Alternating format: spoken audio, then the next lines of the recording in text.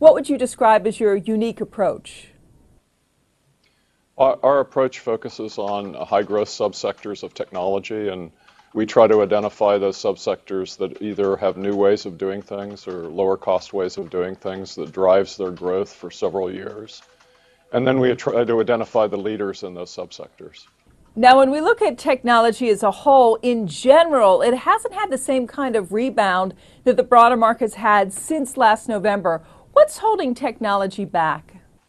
I think people are concerned about the economy and the growth rate of capital spending for technology, and therefore some of the companies have had difficulty growing, and there have also been concerns about Apple, and Apple's a big part of the indices.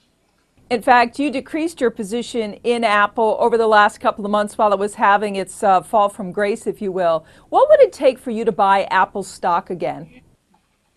I think we'd like to see management get more serious about responding to competition by having many different models of the iPhone, much as they've done with the iPad. We'd like to see a wider one and a cheaper one.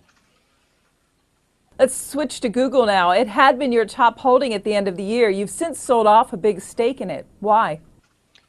Well, I think Google is done well, but the reason that we've trimmed it is because many of the other mid-size technology companies are showing faster growth than Google now. So we've basically diversified into other internet companies. Does that mean that this year we'll see different technology leaders other than Apple and Google?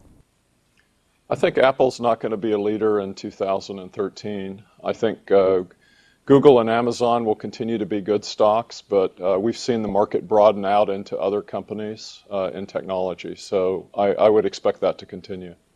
And can you give me a couple of examples what you mean in terms of the broadening out? Well, one stock that we continue to have a large position in is Salesforce.com in the enterprise computing area. That stock's been in a trading range for the last couple of years, and I think it may break out of that range as software as a service gets more recognition as a secular growth industry. And on the consumer side, we're seeing stocks such as even small companies like Angie's List or companies like that getting usage by consumers, and their models are getting profitable. So we think that those stocks will continue to do well.